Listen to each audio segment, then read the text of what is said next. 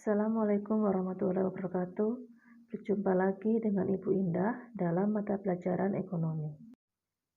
Pada pertemuan kita hari ini, kita akan membahas KD 3.4, yaitu tentang keseimbangan pasar dan struktur pasar. Tahukah kalian, pada akhir 2019 hingga 2020, terjadi pandemi virus COVID-19. Virus yang demikian cepat menyebar menjadi perhatian masyarakat dunia. Hal itu karena dampak virus tersebut dapat menyebabkan kematian. Di beberapa negara, kondisi ini berdampak pada dunia usaha, salah satunya penerbangan. Sejak merebaknya virus COVID-19, permintaan tiket penerbangan menurun drastis. Masyarakat membatasi diri untuk bepergian ke luar negeri. Permintaan tiket penerbangan yang menurun drastis berdampak pada perusahaan maskapai. Mengapa menurunnya permintaan konsumen dapat mempengaruhi perusahaan? Bagaimana perusahaan maskapai menetapkan harga? Kalian akan mengetahui jawabannya melalui pembahasan materi bab ini. Berikut ini kita akan belajar tentang permintaan dan penawaran yang akan mempengaruhi terbentuknya harga pasar. Setiap manusia memiliki kebutuhan yang berbeda dan beragam. Untuk memenuhi kebutuhan tersebut, biasanya seseorang melakukan pembelian barang dan atau jasa. Keinginan untuk mendapatkan sejumlah barang dan atau jasa inilah yang disebut permintaan. Permintaan atau demand adalah jumlah barang dan atau jasa yang ingin dibeli atau diminta konsumen pada berbagai tingkat harga selama jangka waktu tertentu. Ilustrasi tentang permintaan tiket pesawat terbang dapat memudahkan kalian dalam memahami hukum permintaan. Hukum permintaan berkaitan dengan hubungan antara tingkat harga atau P atau price dan jumlah barang dan atau jasa yang diminta, yang disimbolkan dengan huruf Q atau kuantitas. Hukum permintaan menyatakan semakin rendah harga suatu barang, semakin banyak jumlah barang yang diminta. Sebaliknya, semakin tinggi harga suatu barang, semakin sedikit jumlah barang yang diminta. Hukum permintaan berlaku ceteris paribus, yaitu faktor-faktor selain harga barang itu sendiri dianggap tetap. Hukum permintaan dapat digambarkan dalam kurva atau grafik yang disebut kurva permintaan. Kurva permintaan adalah grafik yang menggambarkan sifat hubungan antara harga atau P dan jumlah barang tertentu yang diminta pada waktu tertentu atau Q. Sekarang, perhatikan daftar permintaan terhadap kacang hijau berikut untuk memudahkan kalian dalam memahami kurva permintaan. Dari tabel permintaan kacang hijau, kita dapat menggambarkan kurva permintaan kacang hijau. Pada garis DD atau demand terdapat 5 titik, yaitu titik A, B, C, D, dan E.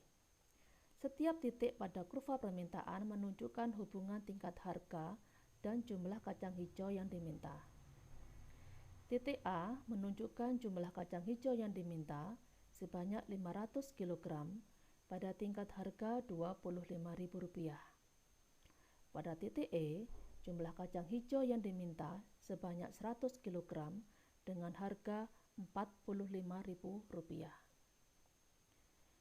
Dari titik A ke titik B, ke titik C, ke titik D, ke titik E disebut dengan pergerakan kurva. Pergerakan kurva dipengaruhi oleh harga barang itu sendiri. Kalau dalam kurva, maka pergerakan kurva dari titik A ke B, ke C, ke D, dan ke E dipengaruhi oleh harga kacang hijau. Berdasarkan analisis tersebut, kurva permintaan memiliki lereng atau slope negatif, menunjukkan hubungan yang terbalik antara harga dengan jumlah barang yang diminta. Kurva yang berlereng slope negatif bergerak dari kiri atas ke kanan bawah.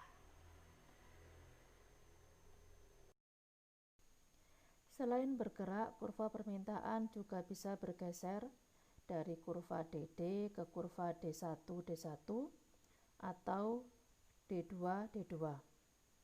Pergeseran kurva DD ke D1 D1 atau bergeser ke kanan menunjukkan adanya kenaikan permintaan. Pergeseran kurva DD ke D2 D2 atau bergeser ke kiri menunjukkan penurunan permintaan. Faktor-faktor yang menyebabkan pergeseran kurva permintaan adalah sebagai berikut. 1.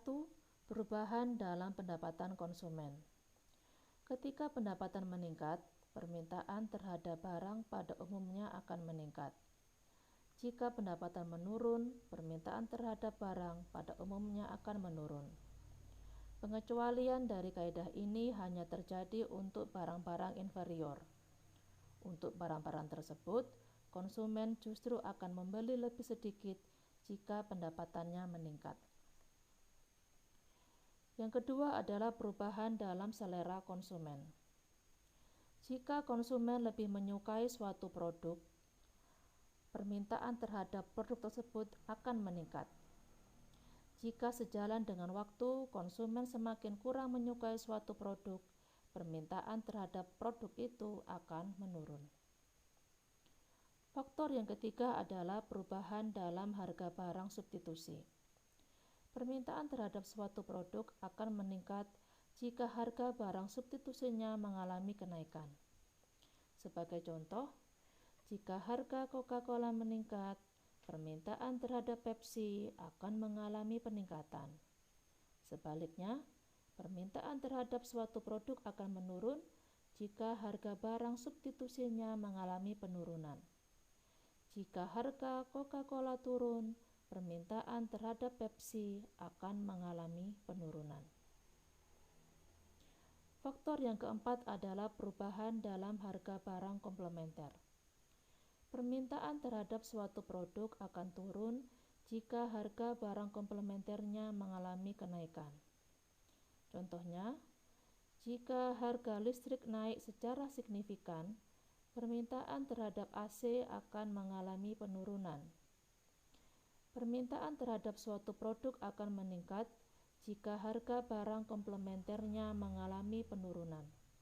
Contohnya, jika harga listrik turun, permintaan terhadap AC akan mengalami peningkatan. Faktor yang kelima adalah perubahan dalam ekspektasi konsumen terhadap tingkat harga. Ekspektasi konsumen terhadap tingkat harga di masa depan dapat mempengaruhi jumlah permintaan. Jika konsumen memperkirakan harga bensin akan meningkat, mereka akan berusaha membeli lebih banyak bensin pada saat ini sebelum harganya meningkat. Faktor yang terakhir adalah jumlah konsumen. Perubahan dalam jumlah konsumen di pasar akan mempengaruhi permintaan. Jika jumlah konsumen meningkat, permintaan pun akan mengalami peningkatan. Jika jumlah konsumen menurun, permintaan pun akan turut mengalami penurunan. Contohnya, jika tingkat kelahiran bayi tinggi, maka permintaan terhadap susu bayi dan pakaian bayi akan meningkat. Sebaliknya, jika tingkat kelahiran dapat ditekan, maka permintaan terhadap susu bayi dan pakaian bayi akan menurun. Jika permintaan dilakukan oleh pembeli atau konsumen, penawaran dilakukan oleh produsen. Penawaran atau supply adalah jumlah barang dan atau jasa yang ditawarkan pada berbagai tingkat harga, waktu, dan tempat tertentu oleh penjual atau produsen. Sekarang coba bayangkan kalian sebagai seorang produsen atau penjual. Jika terjadi kenaikan harga suatu barang, apa yang dapat kalian lakukan untuk mendapatkan keuntungan yang lebih besar?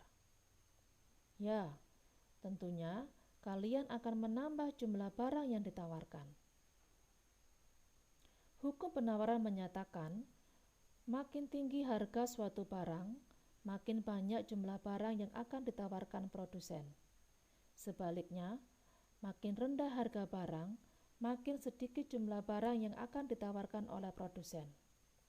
Hukum penawaran berlaku jika faktor-faktor selain harga barang itu sendiri dianggap tetap atau ceteris paribus. Hukum penawaran dapat digambarkan dalam bentuk sebuah kurva penawaran.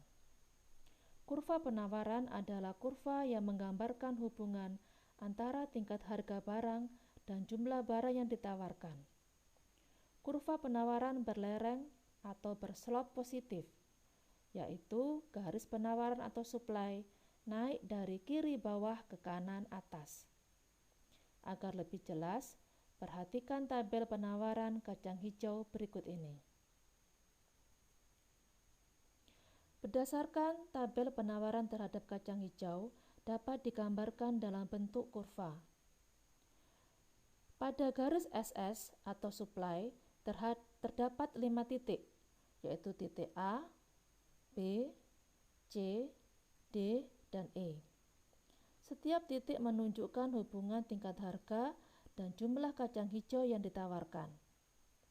Pada harga kacang hijau Rp25.000, jumlah yang ditawarkan sebesar 100 kg.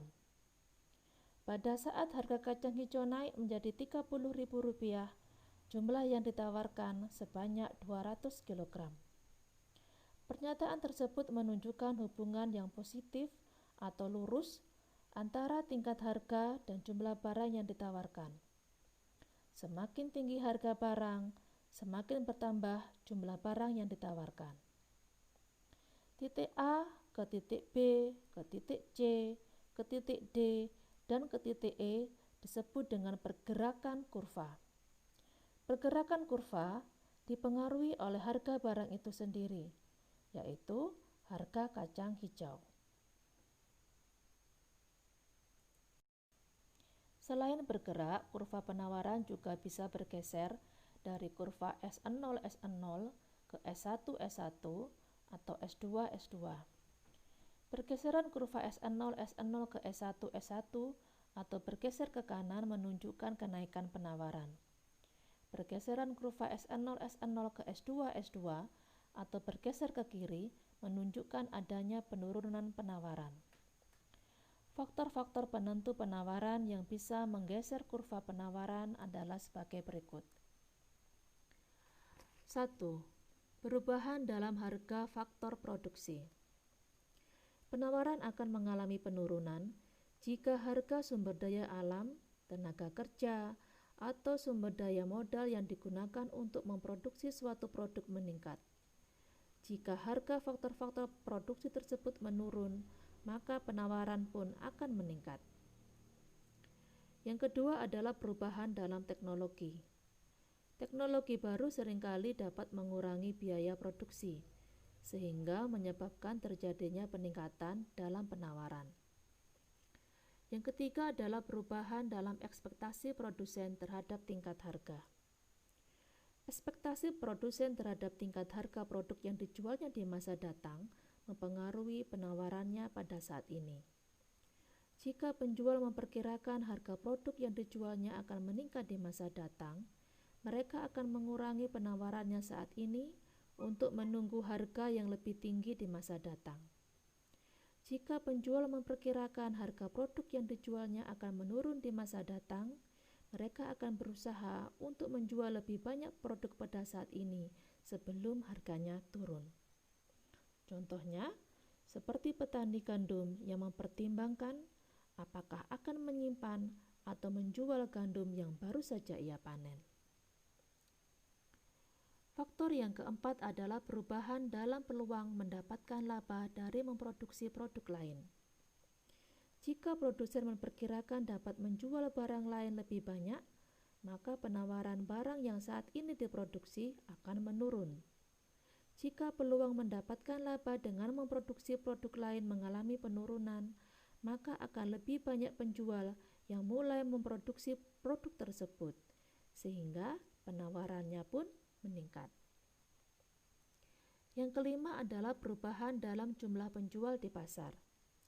Jumlah penjual yang lebih banyak di pasar biasanya akan meningkatkan jumlah penawaran. Jumlah penjual yang lebih sedikit kemungkinan akan mengurangi jumlah penawaran.